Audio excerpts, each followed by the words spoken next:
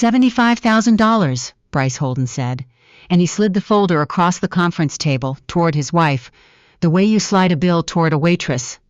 Efficient, resolved, already thinking about the next thing. Sign it, Lisbeth. Walk away, clean, and we're done here. His mother, seated to his right with her hands folded, and a smile that had nothing to do with warmth, let out a small sound of agreement. His lawyer, a man named Garrett, who wore expensive ties and operated with the particular confidence of someone who had never yet been wrong about who held the power in a room, was already uncapping his pen for her, helpfully, as if the next step were simply a formality that Lisbeth hadn't quite caught up to. Lisbeth Nordqvist picked up the folder. She did not sign it, she read it. But before we get there, if this is your first time here, welcome to Ivory Secrets. Hit subscribe and drop a comment telling me what city you're watching from. I want to see just how far this story travels. Now let's go back to where it actually started. The morning of the divorce, Lisbeth woke at 5:43 without an alarm. She lay still for a moment in the guest room. She'd moved there 14 months ago, quietly, without announcing it, the way she had always made her transitions, and she looked at the gray November light pressing against the curtains. Outside, somewhere below on the street in front of their Rose-Dionve, she could hear the particular sound Toronto makes before 6 in the morning. The distant hiss of a salt truck, a single car moving through an intersection, the city slowly negotiating its way out of sleep. She got up. She made her own coffee in the kitchen, which was a habit she'd maintained through all 4 years of their marriage, even though Bryce had always kept a housekeeper who could have done it. She liked the ritual. She liked the 2 minutes it gave her to stand at the window in her old gray cardigan, the one Bryce Holden had once told Bryce, at a volume designed to carry to the next room, looked like something from a church rummage sale, and watch the city before the day asked anything of her. She had made her decision 3 weeks ago. She was at peace with it. She showered. She dressed in a plain dark coat and flat-heeled boots, the kind of clothes that asked nothing of the room they walked into. She did not look at herself in the mirror longer than it took to confirm her hair was tidy. She was not dressing for anyone in that building. She was dressing for the woman she had been before she walked into Bryce Holden's life, and for the woman she intended to become the moment she walked back out. Her phone buzzed on the bathroom counter. Renaud Beaumont. She answered. "Everything is in place," he said. His voice, as always, was measured. The voice of a man who had been navigating significant events quietly for 40 years. "The board?" "Assembled, as they have been." A pause. "Lisbeth, we can do this differently, if you prefer. We can make the announcement before you even walk into that building. We can go in loud." She took a sip of her coffee, looking out at the November rooftops. "No," she said. "You're certain?" "I want to look at him when he understands," she said. "I want him to see me do it." A silence. Then we'll be ready. Everything is in place." She ended the call. She picked up her bag, the same simple black bag she'd carried for 3 years, the one Heloise had once described to a dinner guest as very practical, in a Salvation Army sort of way, and she walked out the door of the Rosedale house for the last time. She did not look back.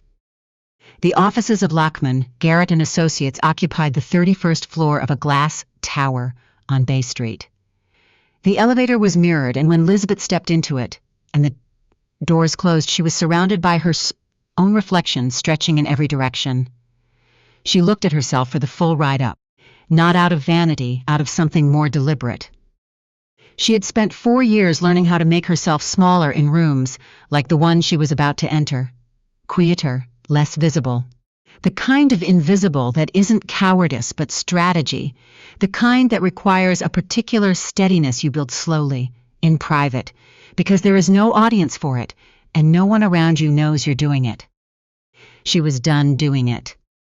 The receptionist on 31 looked up with slightly wide eyes. Lisbeth smiled, small, honest. "I'm here for the 9 o'clock, she said. The conference room was at the end of a long hallway with views of the financial district.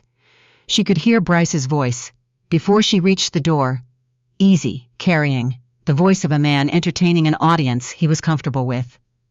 When she pushed the door open, the room shifted. Bryce sat at the head of the long table, flanked by Garrett and a second lawyer whose name she had never been told, which told her what she needed to know about how seriously they'd taken this meeting. Beside him, in the chair slightly drawn back from the others, sat Heloise. She had not been asked.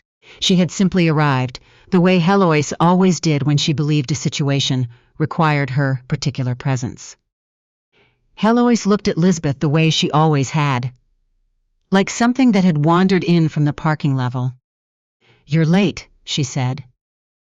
"I'm exactly on time," Lisbeth replied, and pulled out the chair directly across from Bryce. Not the small chair at the far end of the table they'd arranged for her, the one across from her husband. Garrett cleared his throat. "Mrs. Holden, we appreciate you coming in." "Nordqvist," she said quietly. "I'll be using my name again as of today, but please go ahead." He blinked. He slid the folder across. She did not open it immediately. She looked at Bryce first. He looked the way he always looked. The expensive haircut, the Italian wool, the ease of a man who had never once sat in a chair and wondered if he had a right to be there. He was watching her with an expression she recognized from the past 2 years. The mildly impatient look of someone who has already mentally moved on and is simply waiting for the paperwork to confirm it. She had loved this man. She needed to hold that truth clearly before the rest of it began.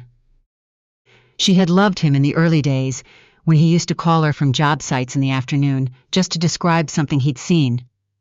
The way afternoon light hit a particular building, how old brick felt different to the hand than new brick, the things he noticed, when he thought no one was watching. She had loved him through his first major development deal, falling apart. And the 3 months he'd spent barely sleeping, sitting at the kitchen table at midnight, with his blueprints spread out in front of him, and his fear quiet and enormous all around him. She had brought him tea those nights. She had sat beside him without speaking until the fear passed. She had loved him through Heloise, through the small, precise comments at family dinners about Lisbeth's clothes, Lisbeth's manner, Lisbeth's apparent absence of ambition.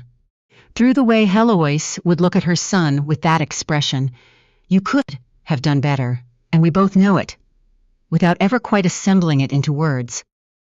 She had loved him, and he had looked at all of it, the loyalty, the patience, the 4 years, and decided it was worth $75,000. She opened the folder. She read it carefully, every clause, every condition, the non-disparagement terms, the asset waivers, the timeline for vacating the Rosedale property, the part that, if she signed it, would release any claim she had to the 3 development projects launched. 2 of had been teed, 2 had been seeded, she happened to know, with money moved out of their joint investment account over the previous 8 months. 3 minutes passed, no one spoke. Heloise's fingers tightened on her clutch. Garrett studied the tabletop. Finally, Bryce said, with the patient voice he reserved for conversations he wanted to end quickly, "Lisbeth, this is a generous offer. You always said you wanted a quiet life. This gives you that." She looked up.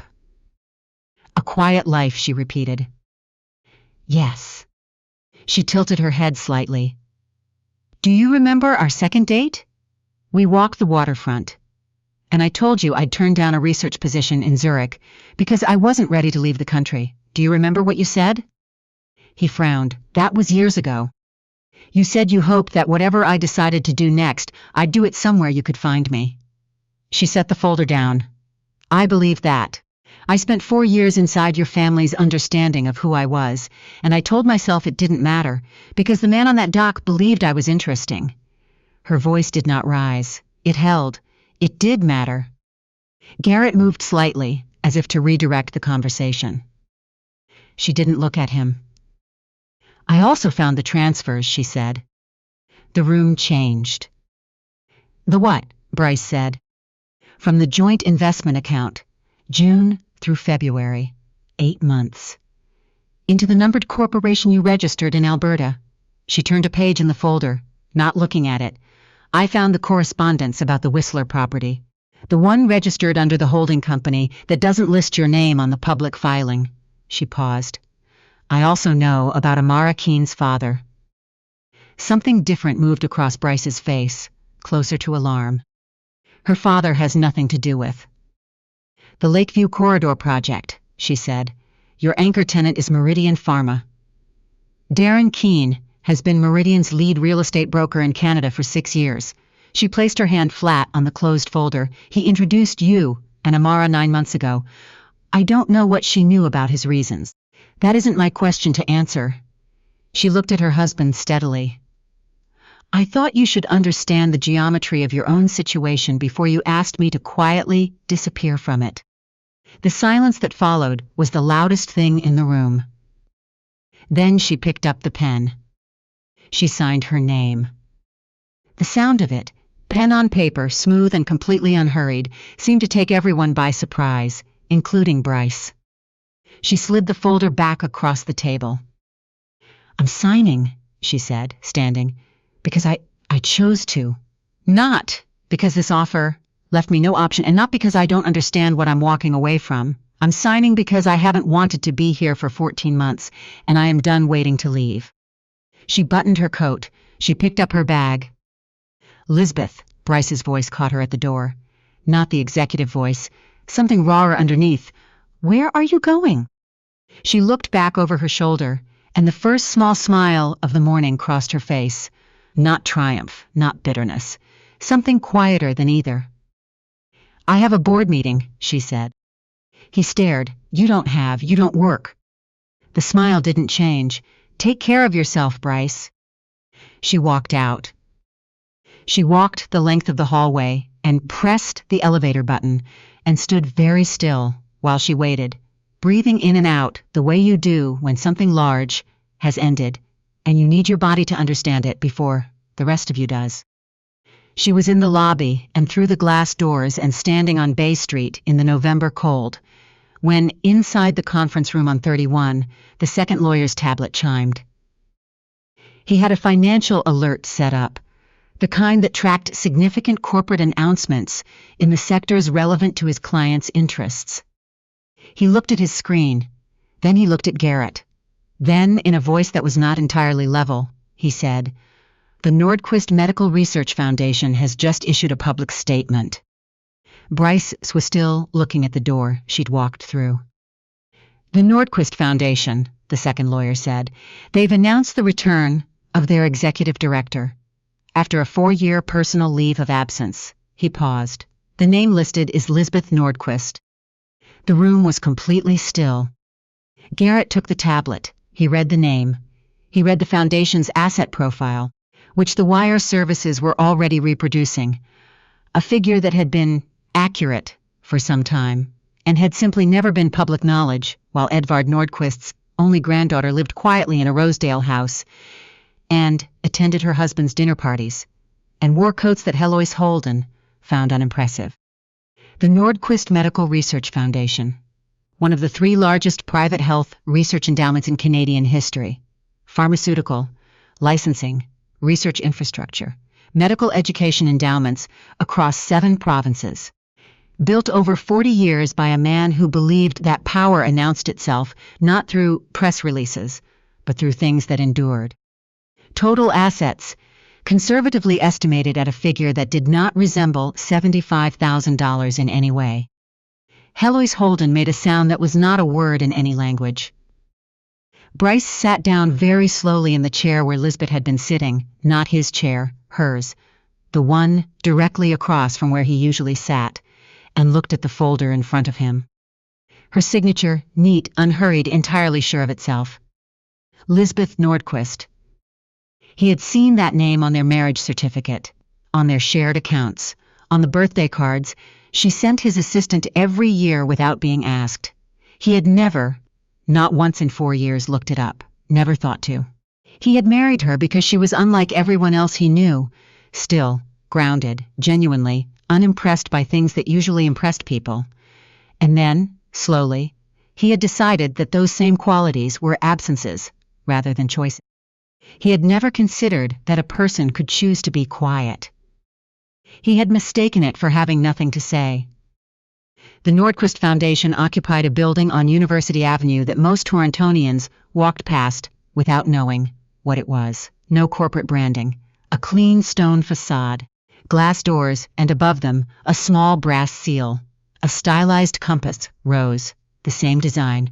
Lisbeth had grown up looking at on her grandfather's stationery, and the spine of his journals in the back of the pocket watch he'd carried until he died.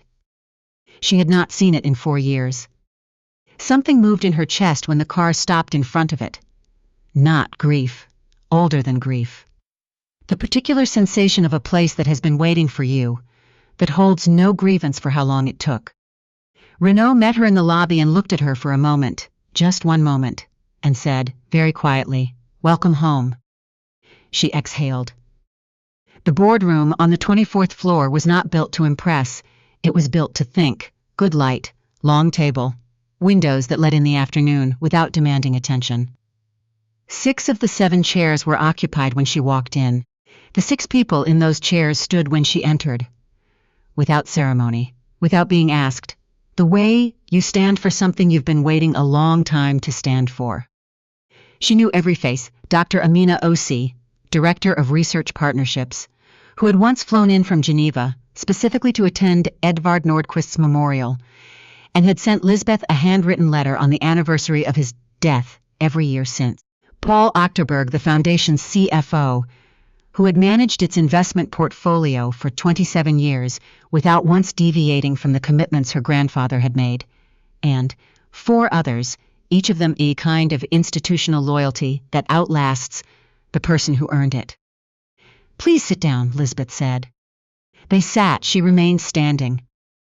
"I owe each of you an explanation," she said, "not an apology, because I made the choice I made, with full awareness of what it cost. But an explanation." She looked around the table. "My grandfather used to say that the most wasteful thing you could do with a resource was hide it somewhere safe. He wasn't talking about money, he was talking about capacity, about the particular kind of attention that some people can bring to a problem, the kind that doesn't need an audience to justify itself." She paused. "I hid mine for 4 years. I told myself I was protecting something worth protecting." She looked at her hands. "I was wrong about what needed protecting." The room was very quiet. "I'm here now," she said. "Let's work." She sat down, and Lisbeth Nordqvist, the woman Bryce Holden had once described to a Rosedale dinner party as Bryce's wife, very low-key, not really a career type, opened the briefing document in front of her and began to lead one of the most significant private research foundations in the country. Across the city, Bryce's morning at Holden Developments continued to dismantle itself. By 10:15, 3 board members had called. By 11, the Globe's report on business had run a piece with the only photograph anyone could find of Lisbeth, taken at a foundation event 5 years ago before the marriage, where she was standing slightly apart from a group of guests and looking directly at the camera with an expression that was simply, entirely her own. The headline read, "Nordqvist Foundation names new director. Iris returns after years of private life." He read the article twice and then he called Amara. She answered warmly. She was very skilled at warmth. "Tell me something honestly," he said. A pause, small, calibrated. "Of course," she said. "Did your father know about the Lakeview project before he introduced us?" The silence that followed was the most expensive silence Bryce Holden had ever sat inside. He set the phone down without ending the call.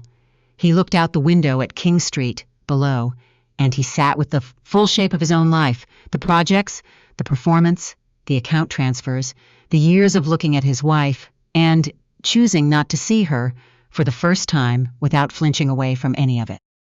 That night he called his mother. Heloise answered immediately, her voice at its usual register. Controlled, certain of its ground. "I've seen the news," she said. "Mother," he kept very still, "how long have you known about who she was?"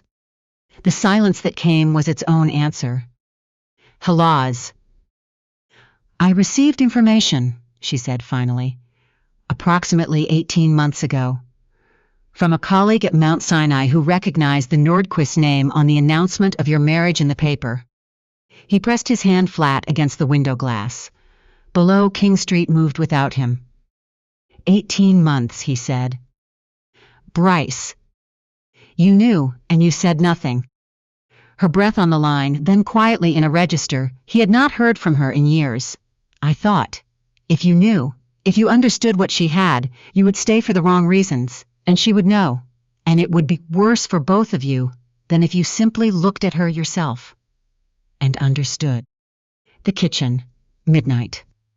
Blueprints on the table, her hand setting a mug down next to his without a word, because she'd understood that what he needed wasn't an answer, only someone in the room with him while the fear passed. You were wrong, he said. Yes, said Bryce Holden, and that single word, said exactly that way, was the most honest thing she had offered him in longer than he could account for. He arrived at the Foundation's offices the following afternoon at 2 o'clock precisely. He looked different than he had on Bay Street. Still the same caliber of suit, but it sat on him differently. The particular ease he usually wore had been replaced by something more unmanaged. He looked like a man who had slept badly for entirely his own reasons. Lisbeth's assistant brought him to her office. She was at her desk, reading, and she looked up without surprise. Sit down, Bryce, she said. He sat. For a moment neither of them spoke. The office was quiet. Below, University Avenue moved in its steady, indifferent way. I spoke to my mother, he said. I know. She told you? I'd suspected it for about a year. Our team confirmed it last week. He exhaled. I wanted to say that I was wrong, he said. Not about the legal things. I know what I did with the accounts and I'll answer for it. I mean as a person. He looked at her directly. I looked at you for 4 years and I saw what I was prepared to see. I decided your quietness meant an absence of depth. I built a version of you that made it comfortable to leave. And I built it so carefully that I stopped noticing. It was something I had constructed. He stopped. I told my mother you were uncomplicated. I told clients you were supportive. I let her say things at dinner that you heard from the next room, and I looked at my plate. He shook his head. That was cowardice, and I dressed it up as a personality trait. Lisbeth watched him with an expression that was not warm and not cold. The expression of someone who has already done their grieving privately and completely, and can now simply be present. I want to ask you something, he said. Ask. Was there ever a moment in the 4 years where you thought about telling me about the Foundation, about who you actually were? She was quiet for a moment. 3 times, she said. He waited. The first time was that winter, when your Lakeview pre-sales came back short. You were at the kitchen table at midnight and I knew I had access to capital that could have restructured the entire problem. I sat down next to you and I thought about telling you, but I needed to know if you would solve it yourself. And because if I solved it for you by revealing what I had, we would never know what we actually were to each other without it. Something moved across his face. The second time was a dinner at your parents'. Your mother made a comment about my coat. You looked at your plate. She paused. I thought, one sentence and this dynamic ends permanently.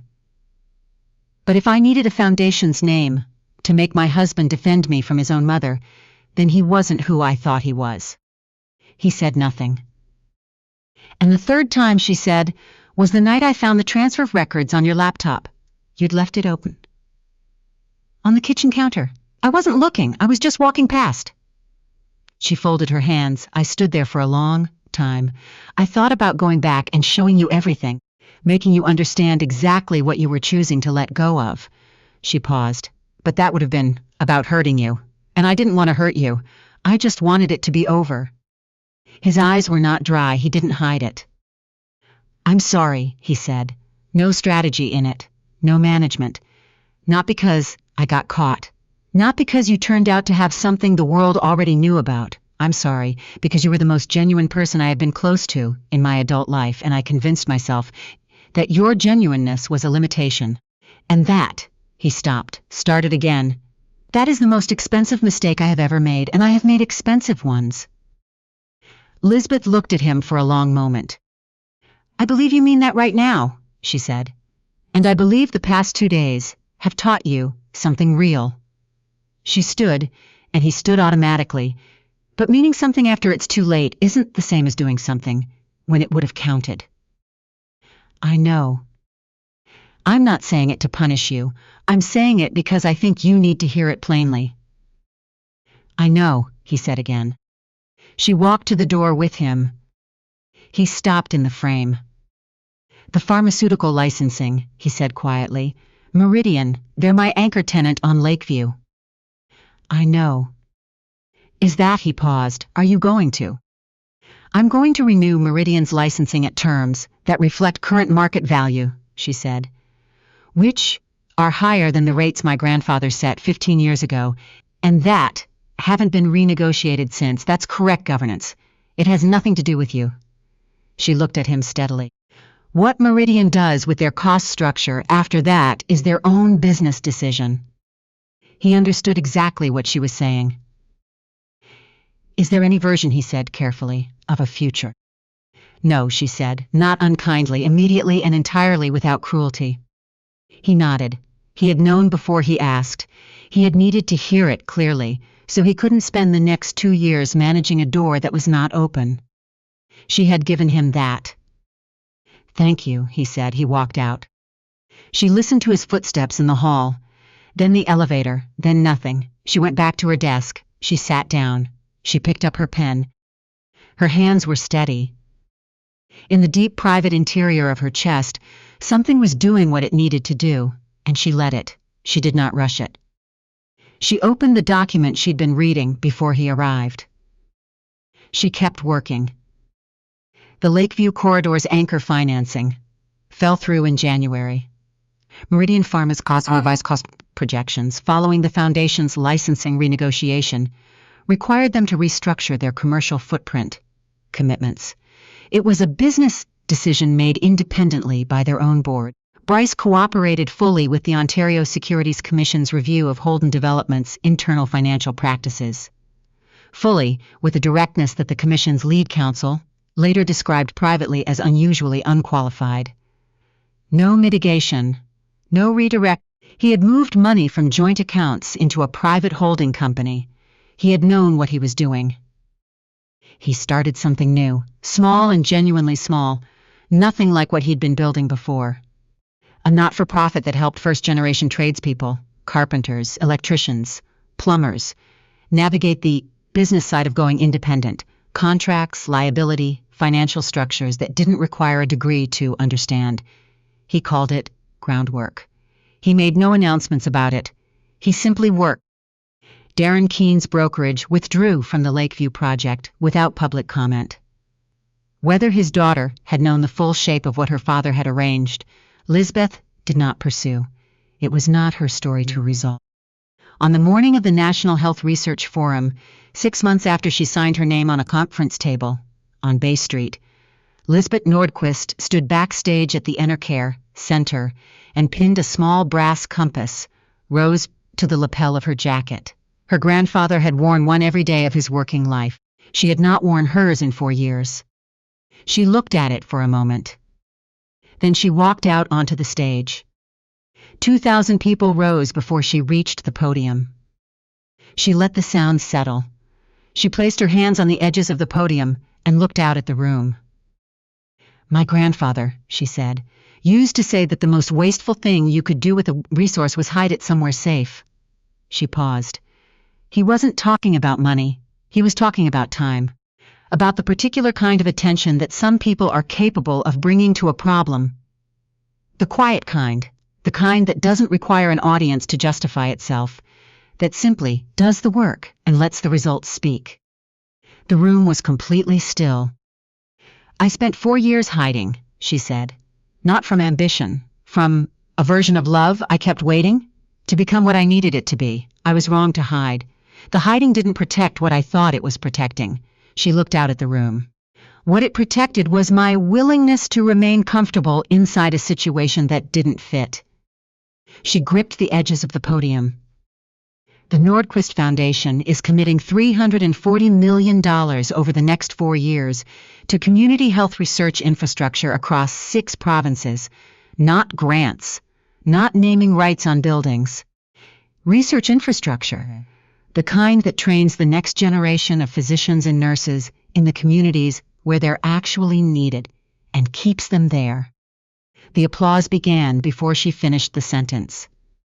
She spoke for 23 minutes, no notes. She knew every number, every project, every community she named, because she had spent 6 months learning them the same way she had once learned the particular sound of a person's fear at midnight, by showing up and paying full attention and not looking away.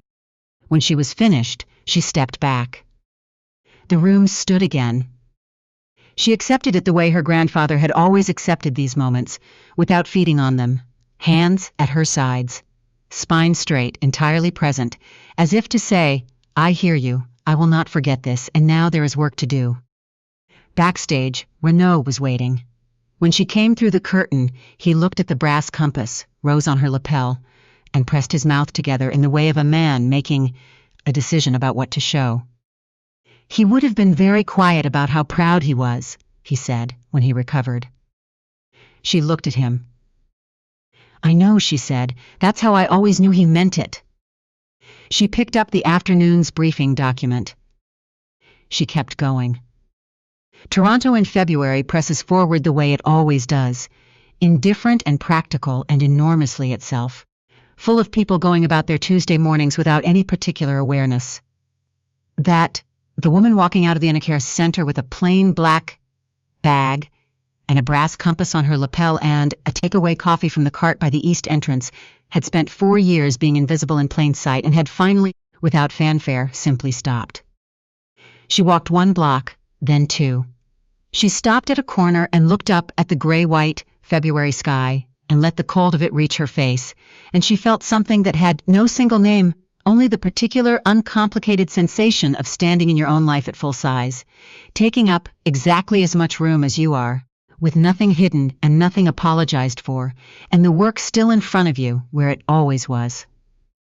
She turned north and walked toward the foundation. There was still work to do. There always was, and that, she thought, pressing 2 fingers briefly to the small brass compass on her lapel, was the whole point.